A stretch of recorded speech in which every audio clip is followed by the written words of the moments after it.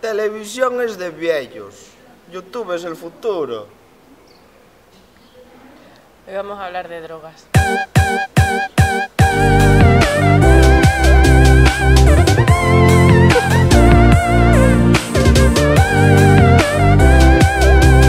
Buenas chicas y chicos, hoy venimos a hablar de drogas. A tipo fijo. A tipo fijo. Ha salido mal. Bueno, él es Alejandro y es la primera colaboración de este canal y nos va a venir a hablar de drogas. La primera y la última. La primera y la última después de esto seguramente. Y bueno, él trabaja en un centro de rehabilitación de drogodependencia. Exactamente. Adicciones, ahora de Adicciones. Sí, perdón. Adicciones. Cierto. Y es psico como yo, y entonces, bueno, pues nos viene a explicar un poco, hacer un drogasplaining. Drogasplaining, drogamansplaining, adicciosplaining. Vale, y bueno, pues aquí empezamos. Muy bien. Sobre historia, una breve historia de drogas y especialmente en España, ahora que está tan de moda también ciertas cuestiones con ciertos libros y ciertas series, ¿no? Sí, breve historia de las drogas a nivel mundial. Bueno, como te dé la gana también. No se le puede... Hombre, remontarse a una historia de las drogas es complicado porque las drogas, bueno, lo que todos entendemos por el término droga o llamémoslo sustancia, como sea, siempre ha estado presente en la humanidad. Desde que hay primeros datos ya en la Grecia antigua, siempre se han usado, el ser humano ha usado siempre distintos tipos de sustancias para lograr, por así decirlo, un estado de conciencia alterado o unos modificadores de la realidad, que es lo que son al final las drogas, en tanto en cuanto pueden actuar a nivel cerebral, aunque la palabra no sea la que más me agrada en ese sentido, pero tenemos que tener presente que siempre han estado ahí, ¿no? Luego la sociedad, como prácticamente todo, no solo con el consumo de drogas o con el consumo de sustancias, ha ido moldeando esta experiencia y le ha dado uno u otro sentido social o ha creado un contexto social para ese consumo. Por ejemplo, un contexto que tenemos ahora, o el contexto en el que estamos inmersos, es el del consumo de drogas como algo perteneciente al estamento médico o perteneciente al conjunto de prácticas sanitarias, ¿no? No siempre ha sido así. Pero sí que tuvo mucho que ver, centrándonos ya en la historia de España, sobre todo en el repunte, la aparición de ese fenómeno drástico que acabó con una generación, sobre todo en la zona norte, o bueno, en Galicia principalmente, porque es la historia que más me pilla de cerca, que fue el boom de la heroína y que, más por desconocimiento que por otra cosa, acabó con una generación entera de chavales y chavalas. En este contexto también tan dramático y tan drástico surge, digamos, un colectivo o una asociación de mujeres que está encabezada por ya máxima cabeza visible, ¿no? Digamos, es Carmen Avendaño, sí, que de hecho se ha visto también justo en la serie de Fariña, y es representativo cómo fueron las propias mujeres, las madres de esos chicos las que tiraron... Las que empezaron al final el movimiento que no era sino un intento de sacar adelante a todos los chavales y chavalas que en ese momento estaban sufriendo el problema de heroína, ¿no? Carmen Avendaño yo creo que es una de las figuras más olvidadas a nivel sanitario en este país, porque fue, yo creo, el principal personaje, en el buen sentido de la palabra, que favoreció la aparición de lo que conocemos hoy día como los recursos que atienden o que atendemos a adicciones, ¿no? Que atendemos en drogodependencias. Bueno, por características culturales, sociales, también geográficas, por el relieve de la Costa da Morte en Galicia, se favoreció mucho, y lo está mostrando muy bien Fariña en ese sentido, esperemos que siga en esa línea, cómo se creó un caldo de cultivo perfecto en Galicia para la entrada de lo que allí se conocía como Fariña, cocaína para los que no hayan visto Fariña o no estén muy puestos en el argot de drogas. Y una cultura que ya venía de antes, ya venía del contrabando con el tabaco, incluso antes, cuando la guerra civil, todo provenía de una especie de contrabando de alimentos. Quiero decir, ya era una práctica instaurada que favorecía mucho y creaba ese caldo de cultivo, como decía, para introducir la fariña, ¿no? Fariña, la serie en este caso, sí que lo muestra muy bien, ese paso de contrabando de tabaco al de cocaína con ya personajes, entre comillas, experimentados en eso, como era la sociedad colombiana. Y en ese boom empezó a entrar también la heroína y con ello el desconocimiento que traía y cómo acabó con una generación entera de chavales y chavalas, ¿no? Por un lado, este tráfico o esta cultura del narcotráfico era muy favorecida no solo por la gente local, que encubría mucho a los que se dedicaban a ello, incluso eran preponderados como los héroes del momento, ¿no? Sino también a la clase política. Y yo creo que fue precisamente esto, el dejar hacer de la clase política o incluso la inmersión en estas actividades de la clase política lo que tocó un poco la fibra, como decías, de ese grupo de mujeres que se opusieron completamente a esto y que yo creo que en un golpe de rabia dieron un golpe encima de la mesa y dejaron de lado todo miedo que pudieran tener, todo tipo de complejos. Se organizaron entre ellas, digo ellas porque eran sobre todo madres, y bueno, pues llegaron a hacer scratches por aquel entonces Laureano Viña, que era famoso ahora por aparecer en la lancha con Feijóo, y fueron ellas las que promovieron un poco la lucha y dieron el golpe encima de la mesa de lo que estaba pasando en Galicia, ¿no? En ese sentido, Carmen Avendaño fundó también Érguete, que es una de las primeras asociaciones, aún sigue vigente, Érguete Vigo, una de las primeras asociaciones que trabajaron desde el punto de vista individual para solucionar el tema de drogas, es decir, cogían a gente pues, con problemas de heroína y los metían en un centro muy parecido a lo que hacemos hoy día, ¿no? Surgió ahí todo eso. Y yo la verdad espero que Fariña también muestre este lado, no solo el lado del narcotraficante, sino el lado también de la gente que sufrió y que aún hoy día sigue sufriendo, porque no hay duda de que pérdidas como la de Carmen Avendaño, ¿no? Que perdió un hijo, incluso dos, no estoy seguro, son absolutamente irreparables, ¿no? Yo creo que tenemos una especie de deuda también con estas mujeres, con estas familias que sufrieron en primera carne o en segunda, pero de manera muy directa el problema de heroína. Junto con este contexto, prácticamente la misma época, El Rey de la Iglesia, Rueda al Pico, sí, en el País Vasco. Y además también en esta película se ve como evidencia la clase política, pero la droga precisamente se utiliza para calmar ese descontento y esa inconformidad con lo que estaba pasando, ¿no? Sí, yo creo que el Pico de Eloy de la Iglesia tiene muchas cosas interesantes, muchas. De hecho, lo hablábamos tú y yo en Off the Record, cómo la película precisamente del Pico, que surge en el contexto del cine kinky español, es decir, cogen protagonistas reales y les ponen enfrente de una cámara y les dicen tú haz lo que haces siempre en la calle, que es en lo que se basa el cine kinky.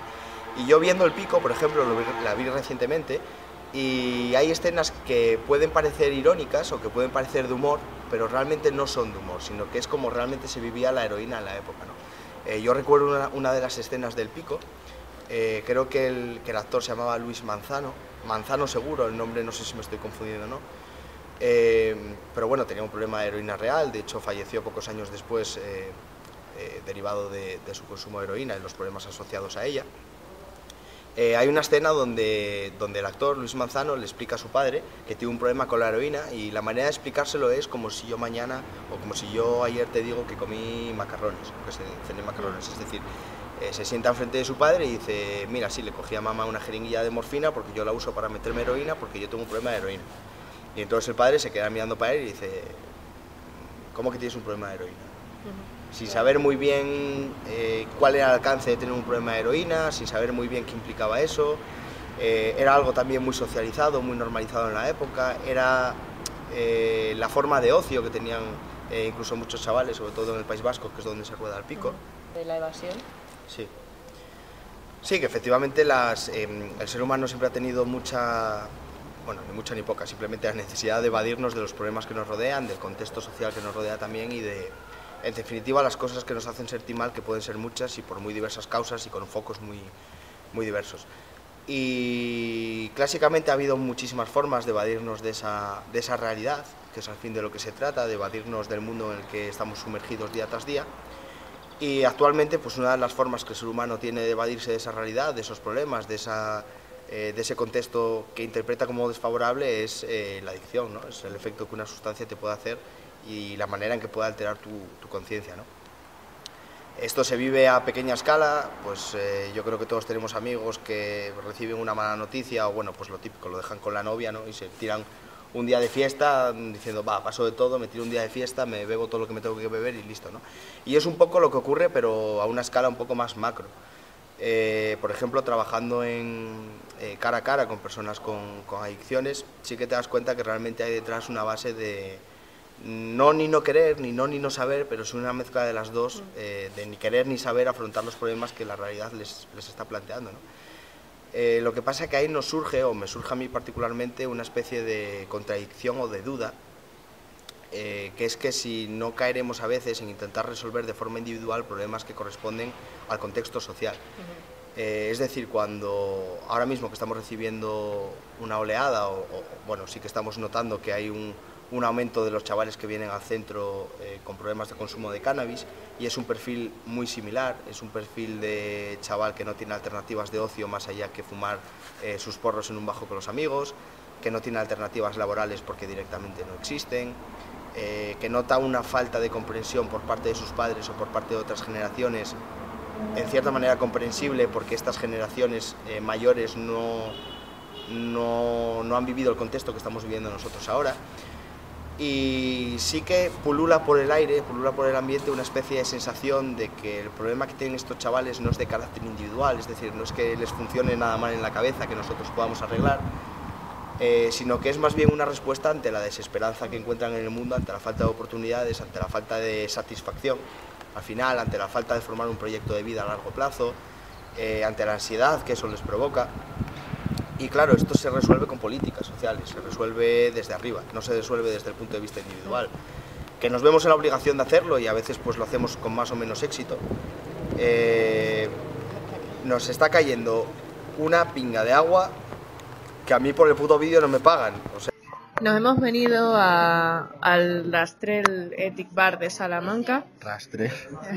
El Rastrel, es que claro, soy extremeña. Y para seguir grabando, ya que nos ha empezado a llover en medio de la grabación, y seguimos hablando de drogas. Las soluciones individuales que se suelen dar cuando realmente tiene realmente una base social, al final eso se acaba transformando en el estigma, ¿no? ¿Cómo es ese estigma? ¿Cómo era antes ese estigma y cómo evoluciona hasta nuestros días?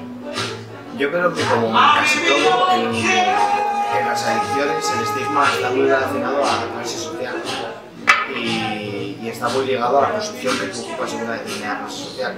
Obviamente no es el mismo estigma que se tiene con un heroinómano, al que se tiene con un cocainómano, al que se tiene con un alcohólico, al que se tiene con un adicto a cannabis. Que no es algo que ocurra en la sociedad de hoy, sí está ocurriendo, sino que no exclusivamente quiero decir, sino que siempre ha ocurrido a lo largo de la historia de la humanidad. De hecho, cuando los famosos bacanales en Grecia, que en teoría se realizaban orgías de todo tipo, con cualquier tipo de cosas, y cuando digo cualquier tipo, es cualquier tipo, el supuesto nombre del dios Baco, era una práctica súper aceptada socialmente, era una práctica en la que participaba prácticamente el grueso de la sociedad y estaba muy bien vista. Es decir, las adicciones no es nada nuevo, pero sí que está muy afectada por la visión que tiene la sociedad y por tanto por la clase social que un individuo adopta dentro de una misma sociedad. Hay estigma generalizado, eso es cierto, pero no es comparable, como decía antes, el estigma que puede sufrir un chaval de 20 años que fuma sus porros al estigma que puede sufrir un heroinómano con VIH, que ha estado además en la cárcel unos cuantos años, y está muy ligado a la clase social.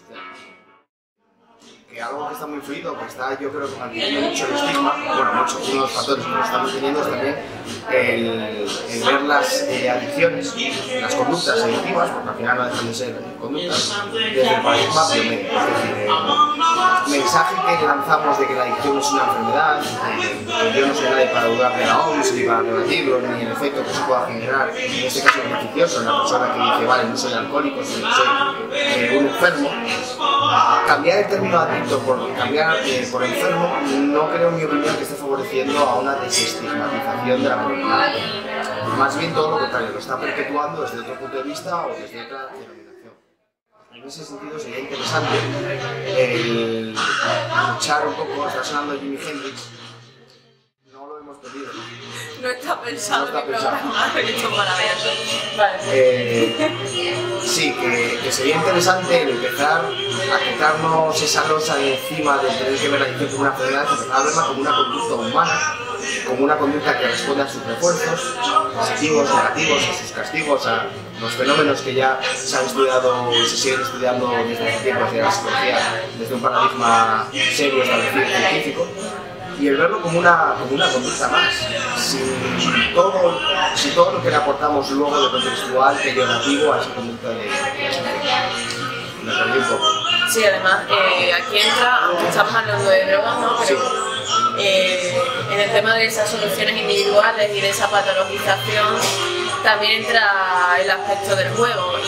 Y bueno, ya te he dado bastante la turra con el de Eurovegas extremeño, por ejemplo, pero me da igual Eurovegas como casas de apuestas y demás, es que se están reproduciendo en un marco donde la precariedad laboral, donde el paro juvenil es muy grande, y al final la solución va a ser el estigma de eres un ludópata y el problema es tuyo. Yo el hecho de que haya abierto la veda para... Sí, me estime de responsabilidad. Tenemos que tener en cuenta que estamos en un paradigma súper patologizante y súper individualista. Y las adicciones están sufriendo estas dos cosas de manera muy directa. Es decir, el problema de adicciones, entre comillas, o el problema de una conducta adictiva está siendo muy individualizado en el sentido en que estamos poniendo toda la culpa sobre el individuo que realiza la conducta adictiva y está muy patologizado en el sentido de que entendemos esta conducta como una enfermedad, como que algo funciona mal en el propio individuo. Y esto hace que dejemos de lado múltiples condicionantes contextuales que están favoreciendo esa producción del tipo de o la aparición de esas conductas. Bueno, una reunión de varias asociaciones de drogodependencias lo hablábamos, como nosotros como adultos tenemos mucha más responsabilidad sobre el comportamiento de chavales de 13, 14, 15 años que los propios chavales de 13, 14, 15 años.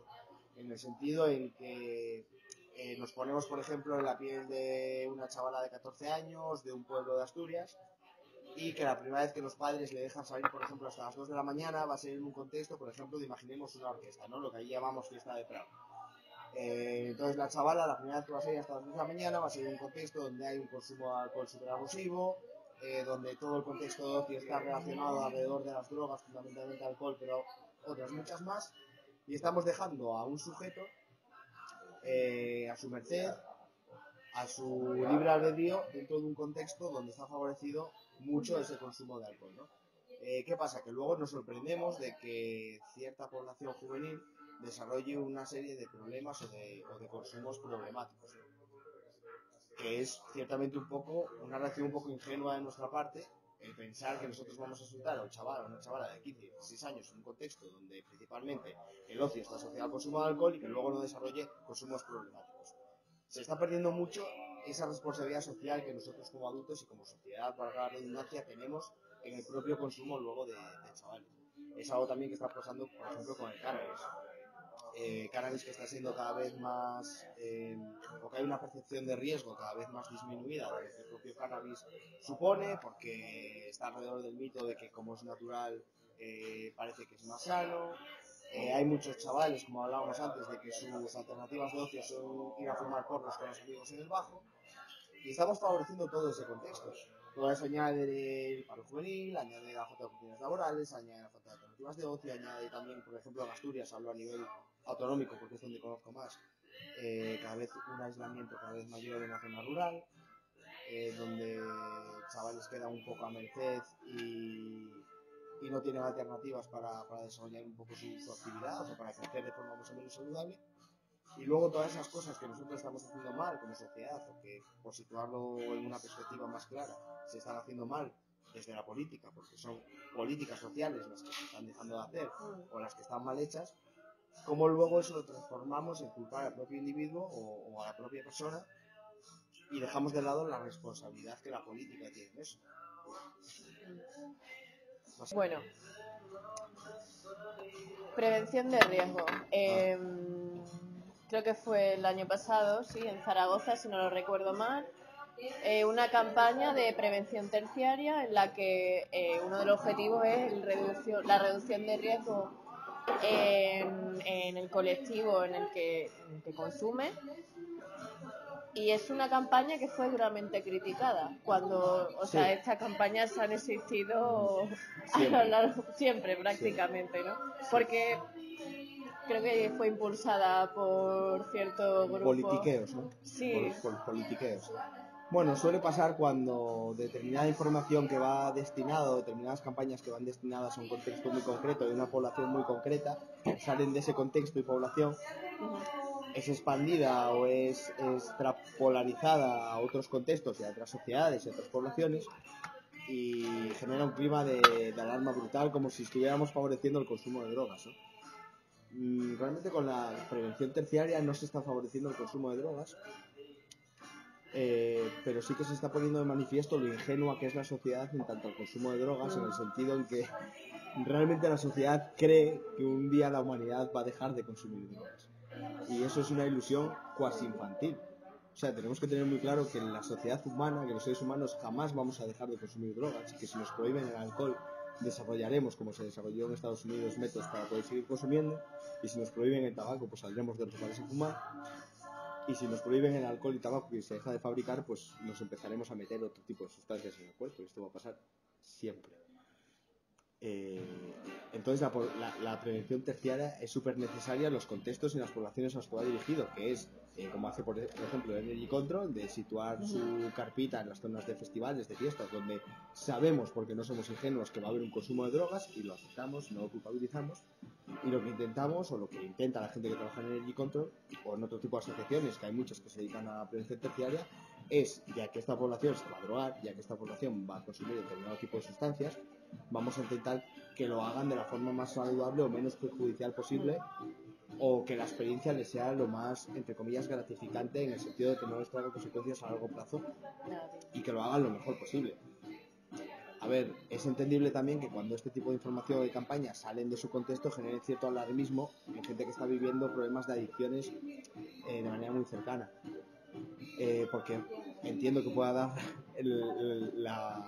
la impresión de que estamos favoreciendo el consumo de drogas y tal, pero bueno, yo creo que son cosas con las que se va a tener que lidiar toda la vida, que haya determinado tipo de población que no acepte esto, y vamos, que no se pierda jamás la línea de que en la prevención terciaria, al igual que un tratamiento individual en adicciones, ambas cosas son súper necesarias y ambas cosas son aplicables en cada contexto, en cada situación, en cada momento y en cada persona.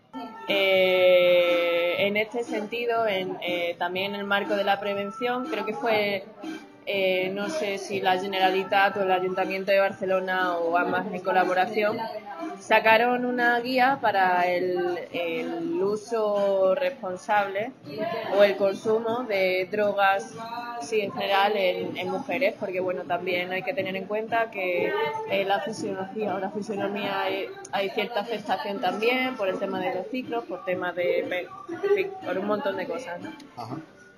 Y luego además los riesgos a los que estamos expuestas las mujeres en entornos de fiesta. Sí. Entonces el ayuntamiento en este sentido sacó, digamos, un ayuntamiento Generalitat. La voy a buscar y la voy a dejar abajo en descripción. Pero descripción aquí. Ostras, otra vez la batería, me cago en todo. Pero bueno, no sé, o sea, ¿qué te parecen este tipo de guías para un uso responsable? Bueno, me parece la aplicación de la perspectiva de género a la prevención terciaria.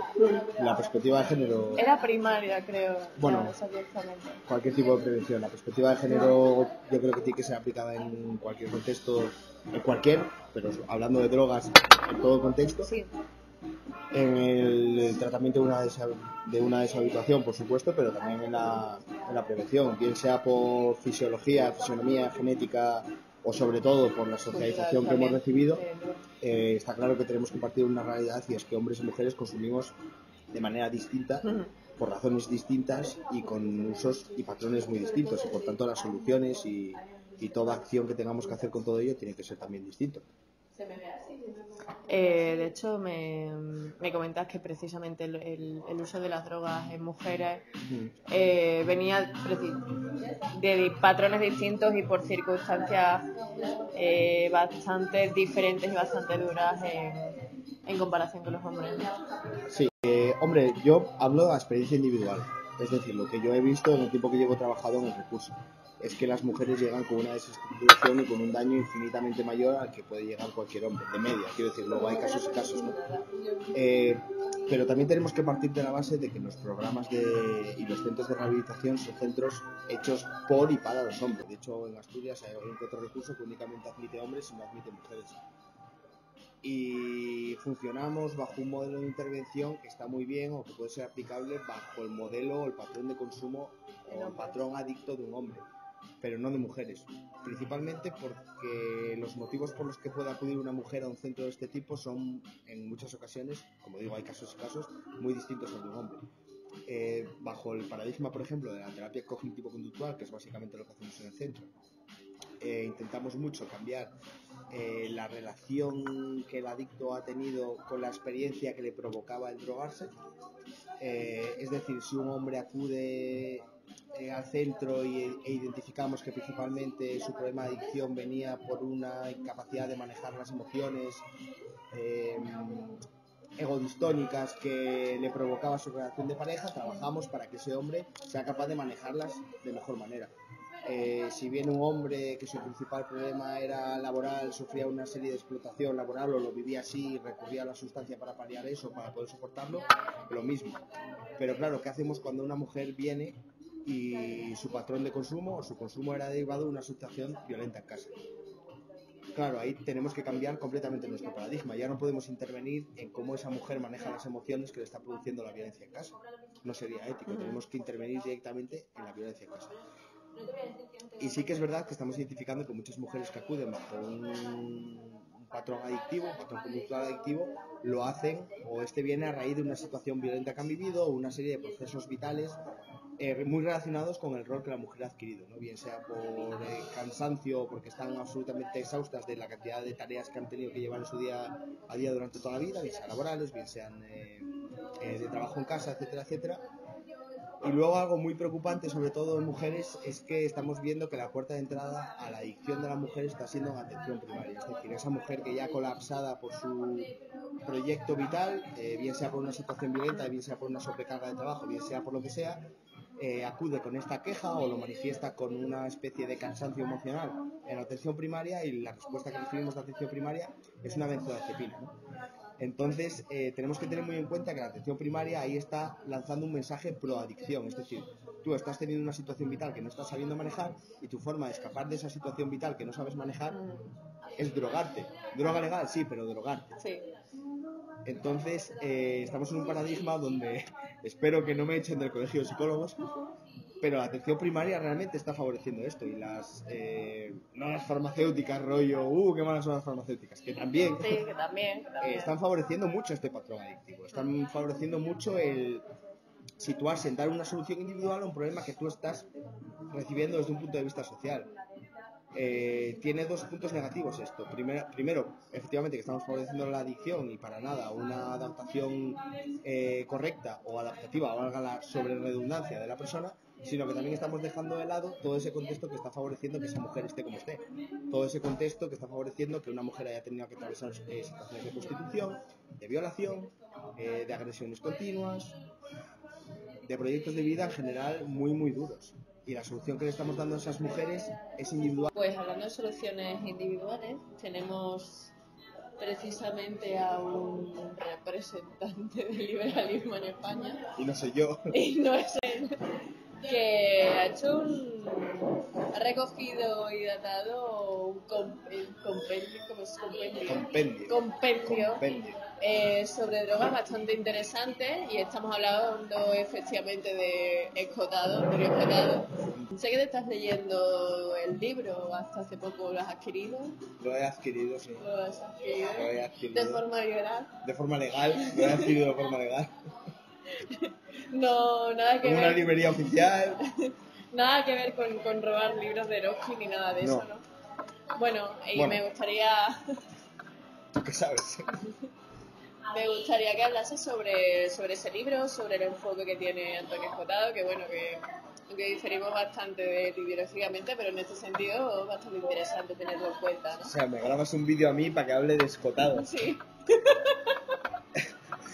Bueno, no sé, yo había leído como recomendación esto, ¿no? ¿O qué? Yo había leído el de Historia Elemental de Escotado, que era un repaso bastante bueno y completo sobre Antonio va por ti. el papel de las drogas en la historia de la humanidad. Y siempre me había entrado ganas de comprar la historia general de las drogas, lo que pasa es que son 43 pavazos. Y entonces el día del libro aproveché, porque había un 10% de descuento, aprovechen esos descuentos para comprarse el libro Escotado, porque son 4,5 €.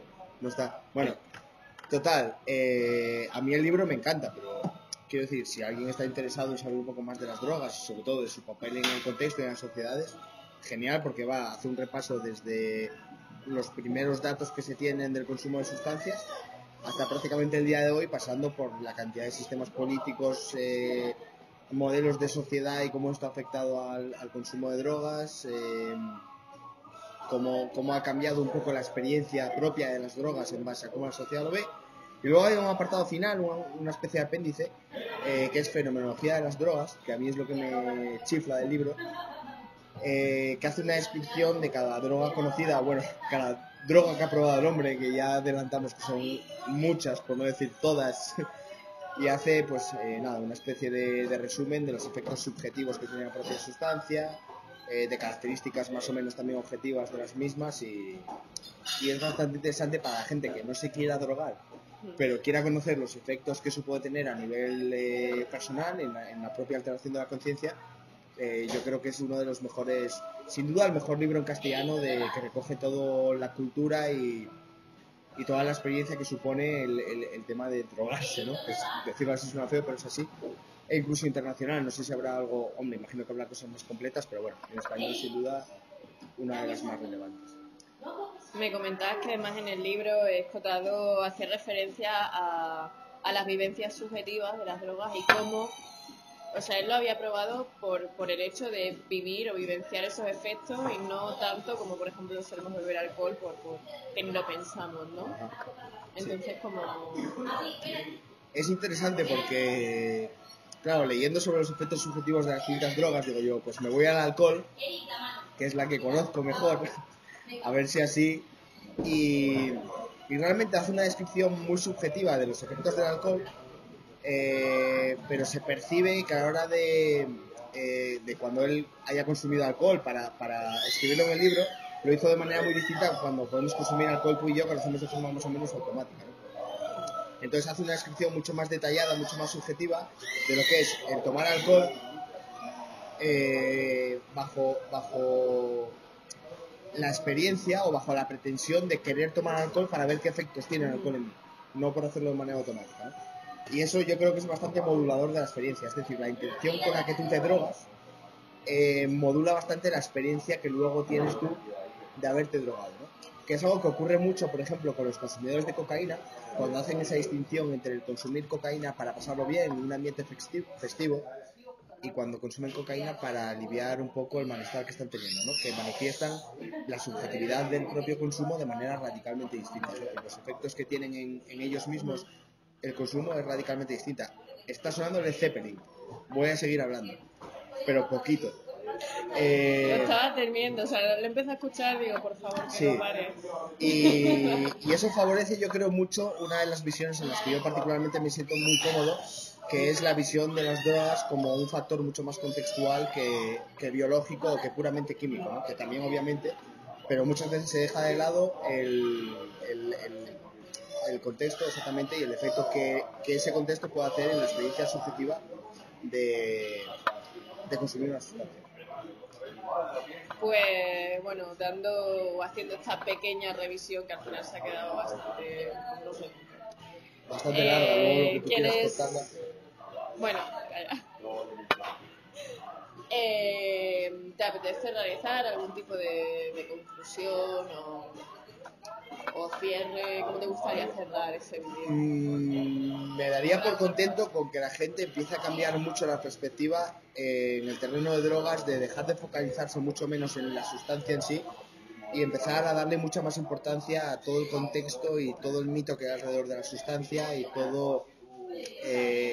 toda esa creencia popular y social que hay alrededor del hecho de drogarse y la gran capacidad que tiene la sociedad para modificar, sociedad, contexto en general, también nuestras propias experiencias, la gran capacidad que tiene para modificar nuestras propias experiencias con el consumo de sustancias. Y nada más. Pues con esto acabamos, esperemos que os haya gustado y bueno, si os surge algún debate o alguna reflexión, pues nos gustaría escucharla y la podéis dejar también aquí en comentarios y dejaré también el tweet a Basgón también aquí por redes y sin más, hasta la próxima semana o vídeo. ¿Vas a poner la canción de Sito Miñanco? No voy a poner la canción de Sito Miñanco. ¿Por qué? Porque me van a cerrar el canal. Es una canción legalizada. Ya, pero ¿Para algo no. que está legalizado? Pues es mi trabajo. No me van a contar. Sito Miñanco, preso político.